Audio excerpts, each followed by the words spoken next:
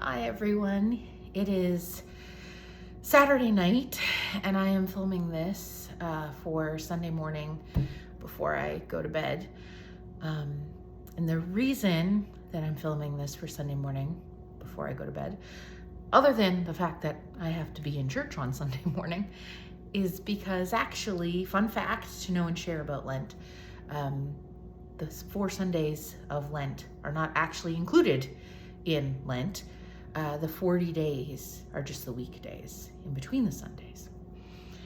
And so you might be thinking to yourself, well, 40 days of hope, 40 messages of hope, were we gonna skip the Sundays? I would never do that to you.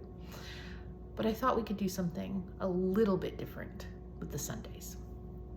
Because the Sundays when we go to church are intended to be a little bit different. They're a break from the Lenten season. They're a break from our fasting, if you're fasting, a break from whatever sort of spiritual practice you're doing. And they're an opportunity to sort of pause and reset and be there to celebrate.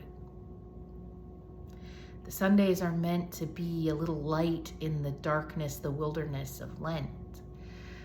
The thing is that this Lent, what we're leaning into is we're leaning into that light, and we have had some brilliant messages, and we are going to have more just bright, brilliant, on fire messages throughout this Lent.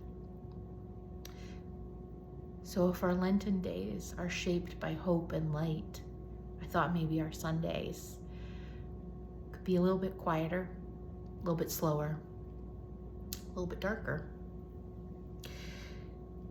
Because in the midst of thinking about this interplay of light and dark and the burning brightness that we need of that hope coming forth and bubbling up, I had to remind myself that there's something important about the dark. Seeds germinate in the dark, and stars can only be seen if it gets dark enough. And there's something about being in the dark with someone else that allows for closeness and vulnerability and intimacy. So on Sundays, I thought that I'd invite you into that. Just a pause, a chance to sit in the dark and reset with me. Tomorrow, I'm going to go to Sunday morning service, and me and my community will go to the Lord's table to share a meal together and remind ourselves of the celebration that happens in the midst of Lent, in the midst of darkness, in the midst of wilderness. But right now, you and I can be here together in the dark. We can be quiet. We can be close. We can be vulnerable.